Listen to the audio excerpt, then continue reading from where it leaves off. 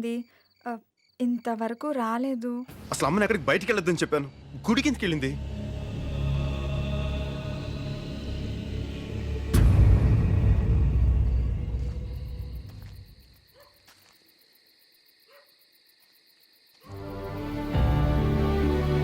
రంగారావు గారు, రంగారావు గారు, రంగారావు గారు, రంగారావు గారు, రంగారావు గారు, రంగారావు గారు. ఏంటి అందరు ఇలా వచ్చారు? వంశపారంపర్యంగా మీ జమీలో పనిచేస్తున్నందుకు మీ తాతలు మహంకాళి మార్కెట్ స్థలాన్ని మాకు దానంగా ఇచ్చారు.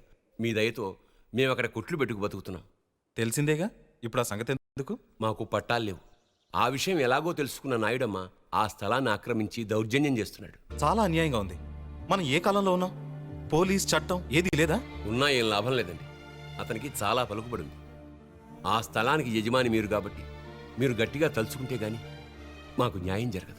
మీరేం కంగారు పడకండి. ఆ స్థలానికి సంబంధించిన ఒరిజినల్ డాక్యుమెంట్స్ నా దగ్గరే ఉన్నాయి. దాన్ని మీ అందరి పేరున రిజిస్టర్ చేస్తాను. 1000 ఏళ్ళు మీ వంశం చల్లగా ఉండాలి బాబు.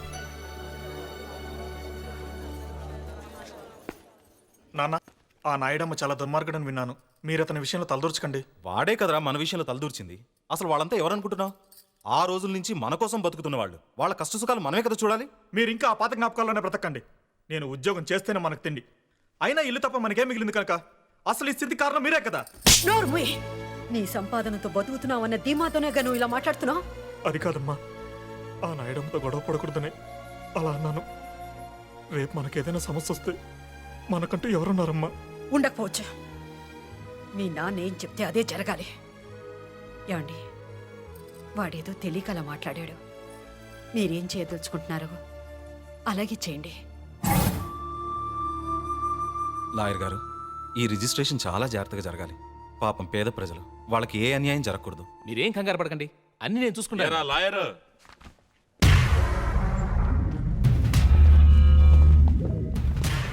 ఇన్నాళ్ళు మహంకాళి మార్కెట్కు డాక్యుమెంట్స్ లేవేమో అని కామెడీగా ఫీల్ అయ్యేవాడిని. కానీ సీరియస్గా డాక్యుమెంట్స్ మీ దగ్గర ఉంచుకొని నన్ను కమెడియన్ చేస్తున్నావే. ఎవరైనా సరే లీగల్గా వెళ్తే నేను సీరియస్ అవుతాను. ఈ డాక్యుమెంట్స్ నా పేరున రాసి నేనిచ్చే డబ్బు తీసుకొని వెళ్ళిపో. అనవసరంగా ఈ విషయంలో జోక్యం చేసుకోవద్దు. మహంకాళి మార్కెట్ని ఎన్నో ఏళ్లుగా అక్కడే ఉంటున్న వాళ్ళకి రిజిస్ట్రేషన్ చేస్తాను. దయచేసి ఇక్కడి నుంచి వెళ్ళిపోండి. అయితే ఓ పని చేద్దాం. ఒక్క నయా పైసా కూడా ఇవ్వను. డాక్యుమెంట్స్ మీద సంతకం చెయ్యి. ఏంటి బెదిరిస్తున్నావా? నువ్వు తలకిందులుగా తపస్సు చేసినా సరే మహంకాళి మార్కెట్ నీకు దక్కదు. అయితే ఇంకో పని చేద్దాం. మహంకాళి మార్కెట్, నువ్వుండే ఇల్లు అన్నీ నాకే రాసిచ్చాయి. నోర్మాయ్, నువ్వేంటి పెద్ద మొనగండి అనుకుంటున్నావా? నా ప్రాణం పోయినా సరే నువ్వు అనుకున్నది మాత్రం జరగదు. ఓ,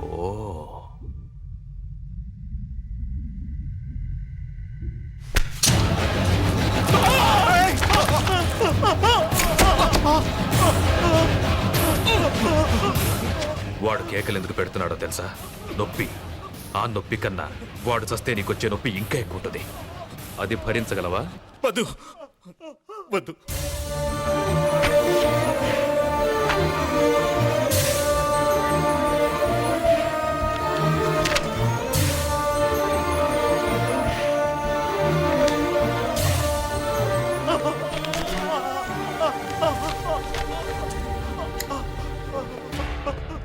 నువ్వు కామెడీగా సంతకం చేసావు సరే, రేపు సీరియస్గా కోర్టు కేసు అని ప్రొసీడ్ అయితే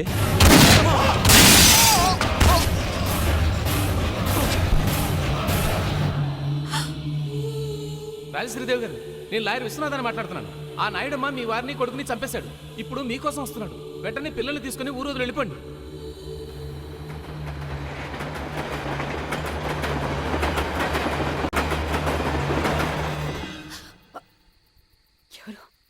అమ్మా అమ్మా నేను అమ్మా అమ్మా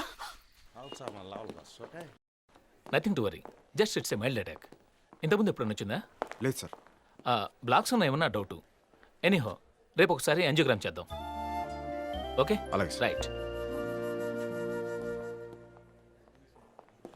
hello Shweta, how are you? Fine uncle. ఏంటి ఇలా వచ్చావు? 21st లిల్లీ బర్త్డే, మీరు తప్పకుండా రావాలి. డెఫినెట్లీ, తప్పకుండా. అంకుల్, ఇప్పుడు మాట్లాడి వెళ్ళాడే, అతనికి ఏంటి ప్రాబ్లం? ప్రాబ్లం అతనికి కాదు, వాళ్ళ అమ్మకి మైల్డ్ హార్ట్ అటాక్.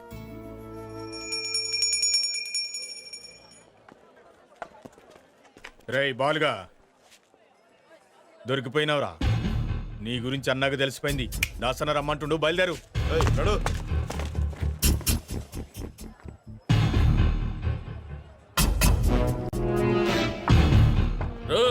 మీరందరూ బయట పండిరా. మీరు కూడా పోరా. రాన్రా. ఏమ్రా, నీకెవ్వరు లేరా? లేరన్నా. అమ్మ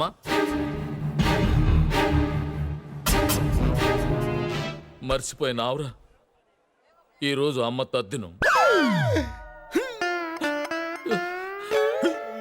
తద్దినం నాకు తెలుసన్నా. అందుకే పొద్దున్నే గుళ్ళో అమ్మ పేరు మీద పూజ కూడా చేయించి వచ్చాను. చూడన్నా కుంకుమ. అన్నా వద్దన్నా, అమ్మ ఆత్మశాంతి కోసం ఈరోజు మందు తాగద్దన్నా. గట్లనుకు తమ్మి, ఎందుకన్నా? అమ్మకు మందంటే ప్రాణం. అమ్మకు ఇంటికన్నా కళ్ళు కాంపౌండ్ అంటేనే చాలా ఇష్టం. ఎప్పుడు గాడే ఉంటుండే. నిన్ను కలవనికి ఢిల్లీ నుంచి ఆవిడ కిరణ్ సెట్ వచ్చిండు. అన్నా నేను బయలుదేరుతానన్నా. నువ్వు ఆగుతమ్మి. నమస్తే సాబ్.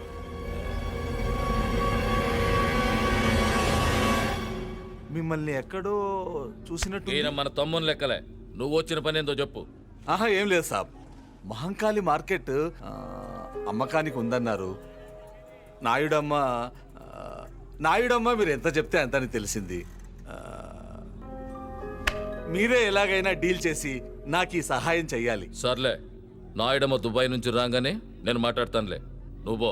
మంచిది సాబ్, వెళ్ళొస్తాను.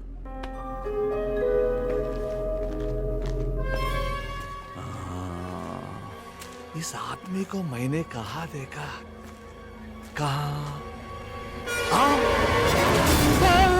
గుర్తుకొచ్చిందా? మర్చిపో. నా గురించి చెప్తావా? నేనేంటో తెలుసుగా. ఇంకోసారి ఏరియాలో కనిపించావు. పో పో. चलो गाड़ी जाएंगे.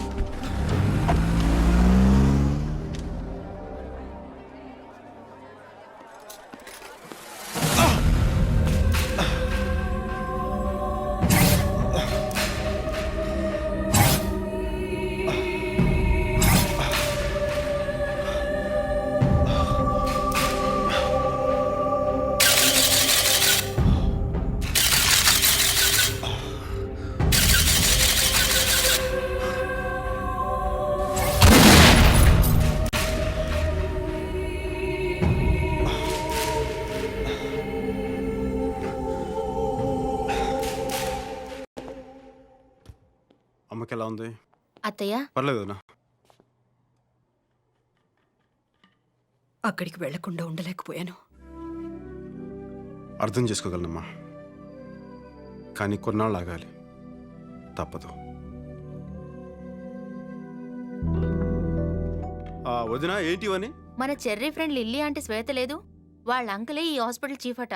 3 సార్లు వచ్చి చూసెళ్లారు. విఐపీలా చూసుకుంటున్నారు. హాయ్ బాలు, నేను చెప్తుంది ఈ అమ్మాయి గురించే, శ్వేత. హలో. హలో ఆంటీ, ఎలా ఉంది? పర్వాలేదమ్మా. యాక్చువల్లీ సడన్ గా ఈవిని చూశాను. ఎక్కడో చూసినట్టుందే అని ఆలోచిస్తుంటే చెర్రీ జ్ఞాపకం వచ్చాడు. అచ్చం అమ్మ పోలికే. ఈవిడ చెర్రీ వాళ్ళ అమ్మేనా అని ఎంక్వైరీ చేస్తే అసలు విషయం తెలిసింది. మీరేం కంగారు పడకండి ఆంటీ, ఇక్కడ మిమ్మల్ని జాగ్రత్తగా చూసుకుంటారు. చాలా థ్యాంక్స్ అమ్మా. నువ్వేం చేస్తున్నావు? విజువల్ కమ్యూనికేషన్ చేశాను. ఫర్దర్ స్టడీస్ కోసం అమెరికా వెళ్దాం అనుకున్నాను, కానీ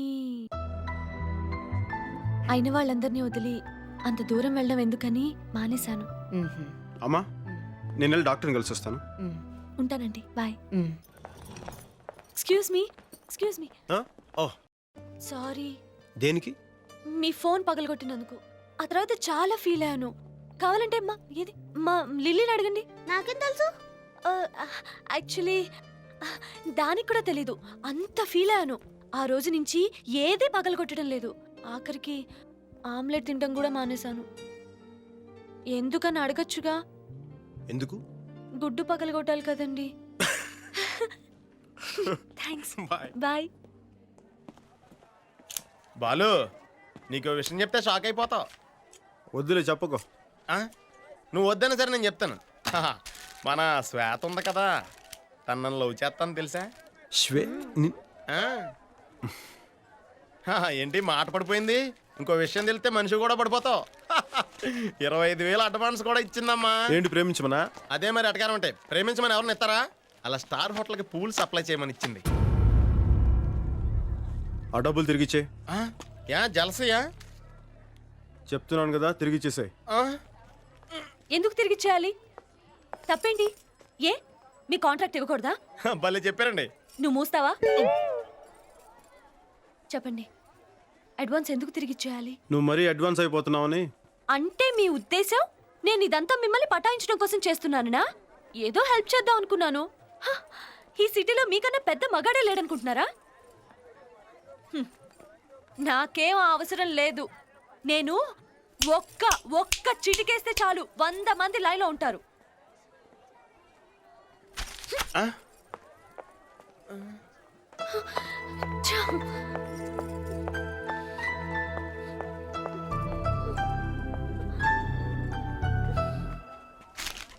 నువ్వేంట్రా అలా ఉన్నావు? అనవసరంగా ఓవర్ యాక్షన్ చేసి నాకు బ్యాడ్ నేమ్ తీసుకొచ్చావు. అమ్మాయి వచ్చింది నా కోసం. ఎస్, అసలు నేను వచ్చింది నీకోసం. ఈ సిటీలో మీకన్నా పెద్ద మగాడెవరూ లేరు. చాలా ఐ లవ్ యూ.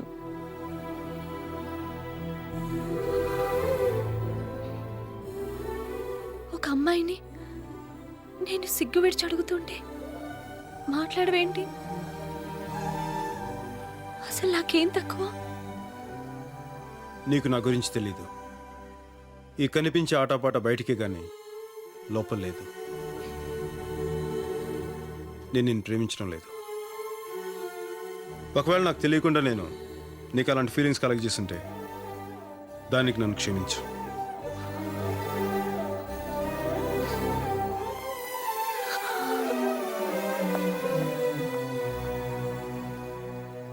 పాపం అమ్మాయి.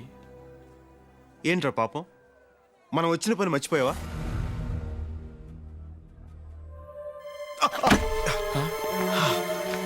బాలు, మళ్ళీ పెయిన్ వచ్చిందా?